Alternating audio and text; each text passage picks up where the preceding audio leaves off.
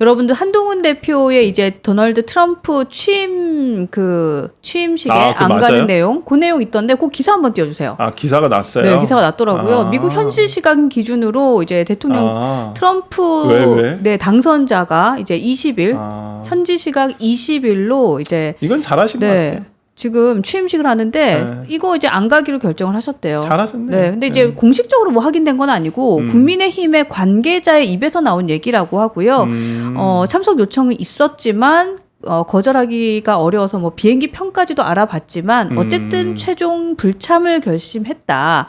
그래서 동행자는 비서실장을 지냈던 박정화 의원 그리고 수석 대변인을 지닌 한지아 의원 함께 같이 가려고 했다가 역시 불참하기로 했다 이런 기사가 났더라고요. 근데 저는 요 기사에서 요 내용이 중요한 것 같아요. 그러니까 취임식의 참석보다는 트럼프 측 인사들과 진짜 네트워크를 형성하는 게 중요하지 않겠냐라고 말을 했다. 왜냐면 저희가 이제 매주 화요일과 목요일 이제 문제는 돈이야라는 코너로 이제 경제 방송 함께 하고 있는데 지금 김대호 박사도 이 얘기를 동일하게 하셨어요. 네. 그러니까 뭐냐면 변호사님, 미국 대통령 취임식에 몇 명 정도 올 것 같아요? 22만 명 정도 온다고 하던데. 100만 명이래요, 100만. 100만 명이 온대요? 네. 트럼프 일기 때 100만 명 같대요. 아, 진짜요? 그러니까 100만 명 중에 의미가 한 명, 없네? 네, 뭐 하러 가요? 그쵸? 네. 홍준표 시장 가시나요? 거기도 초청 받았다고 그러던데. 오늘 나온 거에 보니까 홍준표 대구시장은 없었던 것 같은데. 네. 정광훈 목사도 뭐 간다고 하던데. 아이고. 그러니까 굳이 갈 필요가. 거기는 저는 뭐 오히려 그러니까 한동훈 대표가 가봐야 그렇게 뭐 큰 뭐도 아닌데 또 갔다 오면 국내에서는 그게 또 뉴스가 되잖아요. 또 행보를 하네. 첫 등판을 굳이 저런 데서 할 이유가 없죠. 그렇게 할 필요는 없다고 봅니다. 그래서 오히려 그러니까, 조금 맞아요. 더 지금은 아니에요. 지금은 아니고 탄핵이 그러니까 헌법재판소에서 탄핵 심판의 결론이 어느 정도 잡혔을 때, 그러니까 뭐 예를 들어서 선고 기일이 잡혔을 때, 그다음 그 선고 기일 이후에 저는 뭔가 좀 움직이시는 게 낫지 않나. 지금은 좀 아닙니다. 아직은 좀 너무 빨라요. 네, 너무 그래서 큰 의미가 있는 것 같지는 그러니까 플랜카드도 누가 붙이신 거 봤는데 뭐 그래도 그런 식으로라도 뭐 지금 또 한동훈 대표에 대한 소구가 있구나 이런 걸 저는 하면 저는 뭐 괜찮다고 봅니다. 좋습니다. 오늘 방송 들어오기 전에 또 제3자 추천의 내란 특검법 관련해가지고 기사가 확인이 됐는데 이 내용도 좀 소통을 해보도록 하겠습니다. 더불어민주당 등 야당이 발의한 제3자 추천 방식의 윤석열 내란 특검법이 오늘 국회 법사위를 통과했습니다. 여당 의원들은 전체 이석해서 나갔다라고 하고요. 일단 야 6당이 지난 9일 재발의한 내란 특검법은 제3자인 대법원장이 특검 후보를 추천하도록 했고 야권이 후보자를 재추천을 요구할 수 있는 비토권 조항을 삭제했습니다. 그리고 기존 특검법에는 넣지 않았던 윤석열 대통령의 외환죄 위반 의혹을 수사 범위에 추가를 했는데 어쨌든 윤석열 대통령이 분쟁 지역의 파병, 대북 확성기의 가동, 전단 살포 등을 통해서 전쟁 또는 무력 충돌을 유도하려고 했던 혐의가 있는 것이 아니냐라고 적시를 했다고 합니다. 글쎄요. 민주당은 지금 늦어도 16일 이번 주 목요일까지는 국회 본회의에서 이 내란 특검법을 처리할 계획이라고 하는데 더불어민주당 등의 이 야당이 발의한 제3자 추천 방식의 윤석열 내란 특검법에 대한 생각이 궁금합니다. 어떻게 보세요? 저는 이건 민주당이 너무 서두르고 있다고 봐요. 진짜 막달리죠. 네, 너무 그러니까 이렇게 할 게 아니라 특검법 진짜 하고 싶은지를 모르겠어요. 그 내심이 뭔지를 모르겠어요. 의도가 무엇이냐? 네, 진짜로 하고 싶은 건지 아니면 그냥 정치적 공세로서 이렇게 하는 건지 지금까지 보면 물론 뭐 내용도 어느 정도 수정이 됐고 하긴 한데 뭐 검사 제3자 추천 방식은 저는 그거 잘했다고 봐요. 대법원장이 추천하고 뭐 권한대행이 한 명을 그냥 임명하는 방식대로 하면 왜냐면 지금은 어떤 수사 검사라도 어떤 정파에 따라서 뭐 사건을 축소하거나 이렇게 할 수는 없는 상황이에요. 그런 부분을 잘했다고 보는데 저는 왜 외환이라는 그 범위 있잖아요. 그걸 왜 넣냐 이 말이에요. 굳이 안 넣어도 돼요. 그러니까 막 던지고 하나는 걸리겠지 이런 아니 느낌인가? 그러니까 그걸 넣든 안 넣든 수사를 하고 싶으면 할 수가 있는 거예요. 기본적으로 내란 관련해 가지고 비상계엄과 관련해 가지고 이 수사를 하다 보면 아니 뭐 이런 뭐 의심 상황이 있으면 수사할 수 있죠. 그건 지금도 충분히 할 수 있는 거예요. 근데 굳이 거기다가 외환에 대한 걸 넣고 그다음에 거기과 관련해 가지고 무슨 파병? 우크라이나 파병까지도 들여다보겠다. 저는 그걸 어떻게 수사를 한다는 거예요. 파병한 것도 아니고 파병 논의가 있었던 것만 있는데 그 부분 관련해서 북풍 논란을 조사하고 싶다는 얘기까지는 알겠는데 네. 그건 다른 방법이 많잖아요. 지금의 내란은 차라리 그 비상계엄과 관련해 가지고 어떤 그 관련자들에 대한 수사만 네. 하면 되는데 솔직히 지금 민주당이 추진하는 방향은 그 너무 이르다. 그렇다고 지금 국민의힘에서도 저는 아까 뭐 나왔다 법사위에서 나왔다 있잖아요. 네. 저는 그게 퇴장하는 거 아니라고 봐요. 거기서 지금 국민의힘에서 그러면 지금 자체적으로 특검법안을 마련한다고 하니까 그럼 거기서 될 내용들을 얘기를 해야죠 계속. 근데 계속 국민의힘은 그냥 빠져버리잖아요 논의 자체에서. 듣기 싫다고 안 들으면 일은 해결 안 되죠. 네. 그러면 이제 뭐 물론 뭐 민주당 네 맘대로 해라 뭐 이런 식으로 그걸 뭐 하고 싶어서 하긴 하는데 그러면 국민들이 봤을 때는 국민의힘도 참 책임감 없다. 뭔가 논의를 국회의원들이 뭐 법사위에서 뭐 논의를 해야지. 물론 논의가 되기가 어렵다라는 것을 알아요. 뭐 지금 뭐 구조상 어쩔 수는 없다는 건 네. 알지만 네. 그래도 뭐라도 얘기하고 나오는 게 얘기하는데 저는 글쎄요.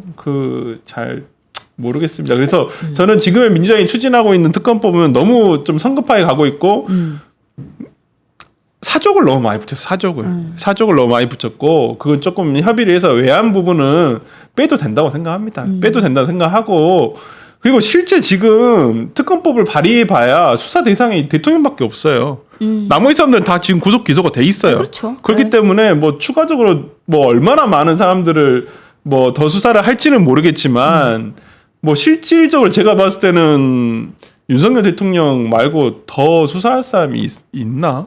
약간 좀 특검법의 적용 대상이 그렇게 많지는 않을 거라는 계엄과 생각이. 관련해서는. 네. 왜냐면 나머지 사람들 다 지금 뭐 다 구속됐잖아요. 그렇죠. 19명인가. 그래서 굳이 더 물론 더 수사하고 할 필요는 있다고 하는데 좀 그런 부분에 있어서는 민주당이 특검을 진짜 하고 싶어서 저러나 아니면 진짜 그냥 정치적으로 계속 공세를 하고 싶어서 저러는 건지. 그러니까 공수처를 믿고 있다가는 아무것도 안 되겠다라는 생각 때문에 조금 더 조급한 게 아닌가라는 생각도 사실 좀. 아니 뭐 근데 처음부터 민주당에서는 공수처에서도 하고 경찰에서도 하고 특검도 하고 상설특검도 하고 그냥 뭐 이거 그냥 뭐 하나만 걸려라라는 식으로 이렇게 약간 투망식으로 이렇게 추진했던 건 그렇죠. 사실이거든요. 그렇죠. 근데 지금 뭐 공수처 그렇게 닥달을 해가지고 공수처가 이제 체포영장까지 받았는데 집행이 안 되고 있으니까 이제 뭐 칼을 뭐 총을 맞고서라도 가라는 그 이성윤 의원 같은 네. 무식한 사람이 있던데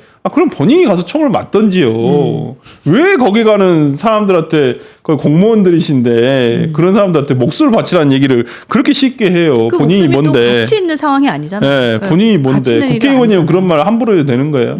저는 진짜 그건 아니라. 그러니까 지금의 어떤 그 윤석열 대통령이 저지른 네. 불법적인 비상계엄, 그다음에 정의롭지 못한 것까지는 알겠는데 마치 이것을 무슨 뭐 기회를 삼아서 정말 이걸 그냥 뭐 물 들어왔다는 식으로 그냥 노졌자. 네, 노젓는 거 절차란 게 있잖아요. 근데 네. 그런 것도 아니고 지금의 어떤 그 민주당에서 보여주고 있는 모습은 진짜 홍위병 그런 광풍 그거 이상도 이하도 아닌 것 같아요. 어떤 좀 상식적이고 뭔가 정치를 하는 게 아니라 저는 자꾸 그 얘기가 귀에 맴도는데 네. 최근에 어떤 민주당의 태도를 단적으로 보여주는 말이 뭐냐면 저번에 김용민 의원인가? 네. 그 사람이 그랬잖아요. 감히 어디서 감히 내랑의 공범들이 이걸 이제 국민의힘 그 상임위원회에 있는 법사위 위원들한테 얘기했잖아요. 저는 그 한마디가 표현하고 있다고 봐요. 아니 어디서 감히 내란의 공범들이란 말을 같은 의원들끼리 할 수가 있어요. 그러니까 지금 민주당에서의 많은 지도부에 있는 의원들의 생각은 인식의 기저에는 어디서 감히 이런 생각이 깔려 있는 거예요. 근데 그런 생각을 가져서는 안 된다니까요. 그럼 정치를 할 수가 없는 거예요. 네? 그렇지 않나요? 그렇죠. 저는 그렇게 그렇죠. 생각해서. 네. 하여튼 민주당이 그러네요. 지금은 조금 정치를 해야 되는데 정치를 안 하고 있다. 정치를 안 하고 계속 선동을 하고 있죠. 선동. 네. 그러니까 여러분들 계속 이준석 대표, 그러니까 전 대표, 또 허은하 대표에 대한 얘기들도 계속 하시고 계시네요. 개혁신당. 네, 개혁신당이 오늘 아침이었나요? 오늘 아침에 네, 뭐 아사리빨이 최고위에서 났더라고요. 네, 최고위원회에서 와 공적인 자리에서 그렇게 충돌할 수 있나라는 생각이 들던데. 근데 모르겠어요. 그러니까 뭐 둘 다 저는 뭐 그게 문제는 있다고 봐요. 그러니까 허은하 대표는 그러니까 이준석 대표한테는 별로 유리한 거, 그러니까 좋은 건 아닌 것 같아요. 그러니까 특히나 대선을 나간다고 하고 있는데 너무 왜 이럴 때 이런 일이 있지? 그러니까 이준석 대표가 사람을 더 모아야 되는데 주변에 사람을 다 떨어뜨리고 있다라는 생각이 들어서 저는 개인적으로 좀 안타깝다. 그래서 그 진짜 천하용인에서 아와 용이 다 떨어져 나가 버렸어요. 그러니까 천하랑과 이기만 남았죠. 그러니까 그래서 이렇게 돼버리면, 그러니까 그 정말 정치 고관여층들은 그나마 이렇게 개혁신당이란 그 이렇게 뭐 작은 당이 그래도 관심이 나가는데 그 일반 국민들은 진짜 관심 없거든요. 그러니까 이렇게 오히려 이게 이준석 대표한테는 그렇게 좋은 뉴스는 아닌 것 같아요. 그러니까 본인한테 손해인 것 같아요. 그쵸. 제가 봤을 때는. 사실은 동탄에서의 캠페인 능력이라던가 그리고 또 동탄에서 이제 의원직을 그건 잘한 거죠. 그건 뭐 대단한 거예요. 네, 2030부터 해서 40까지 사실은 중수청까지 많이 끌어안고 이제 사실 조금씩이지만 지지율을 좀 가지고 갔던 상황이었는데. 이준석 대표가 저는 이번 일이 없었다고 한다면 그래도 보수 안에서도 아까 말씀드렸잖아요. 믿을 만한 사람과 이길 만한 사람이 있다고. 그 이길 만한 사람 중에 한 명이거든. 이준석의 대표에 대해서 믿음을 많이 못 주시는 분들이 많은 건 사실이잖아요. 그렇죠. 근데 이준석 대표가 나가서 만약에 이재명을 이길 수 있다라고 하면 그래도 밀거든요. 그래도 지지하거든요. 만약에 이쪽에 없으면 이쪽에 진짜 뭐 다들 그냥 예를 들어 보수 전체적으로 해가지고 예를 들어서 뭐 경선을 하자. 대통합 경선을 하자라고 있었을 때 만약에 이준석 대표가 이재명을 이길 수 있다라고 나온 1대1 대결에서 있다고 하면 아마 보수에서도 밀 거예요. 그래도 뭐 굳이 나누자면 진영을 나누자면 이준석 대표가 뭐 좌파는 아니니까 진보 진영은 아니니까. 아니요 절대 이렇게 아니 알아요. 저희 여러분들이 보수 진영에서 이준석 대표에 대해서 어떤 생각을 가지고 계신지 저도 잘 압니다. 근데 이제 저희의 이슈는 어쨌든 이 분도 보수 진영에서 하나의 자산이긴 하잖아요. 저는 이준석 대표를 그래도 아직까지는 긍정적으로 봅니다. 아직까지는. 여러분들 좀 뭐 부정적으로 보시는 부분도 있지만 긍정적으로 평가받을 부분도 참 많은데. 아니 캠페인을 잘한다니까요. 그쵸? 선거를 잘한다고. 선거 운동은 명석해요. 선거 운동은 참 잘해요. 그리고 그 이준석 대표가 대중연설 되게 장점이 있더라고요. 그렇죠. 대중연설을 잘해요. 그리고 슬로건 너무 잘 뽑잖아요. 그런 거 잘 뽑죠. 그러니까 우리가 소위 뭐 이게 약간 일본말이거든요. 야마를 잘 뽑죠. 그렇죠. 제가 제일 놀랬던 게 이거였어요. 그러니까 그러니까 그때 이제 동탄 나왔을 때 이제 이랬죠. 그때 이제 한참 방탄국회 뭐 이런 거 계속해서 이제 이슈가 되고 있을 때 모두가 방탄할 때 이준석은 동탄하겠습니다. 뭐 그런 거 잘해요. 잘한다. 그래서 이준석 대표가 약간 언론 프렌들리하다는 얘기가 그래서 언론에서 이 사람을 더 좋아하는 거예요. 인터뷰로. 맞아요. 왜냐하면 하면 뉴스가 되니까. 그렇죠. 그래서 좋아하는 거고요. 그리고 뭔가 약간 이런 것도 있어요. 제가 만약에 패널이라면 제 맞은편에 이준석 대표가 전 대표가 나온다? 약간 두려움이 있을 것 같아요. 그렇죠. 워낙에 스피커로서 굉장히 논리적인 부분도 있으니까. 근데 만약에 후보가 이런 부분을 가지고 있다라고 하면 사실 좀 든든한 면은 있죠. 근데 여러분들 굉장히 싫어하시네요. 네, 굉장히 싫어요. 지금 더 이상 얘기하면 안 돼. 안 할게요, 여러분. 말 너무. 아니, 뭐 그런 이준석 대표도 하나의 뭐 본인도 하나의 당에서의 이제 대권 후보라고 하니까. 죽었다 깨어나도 싫어요. 알겠습니다. 그러구나. 되게 싫어하시는구나. 되게 싫어하시는군요. 네.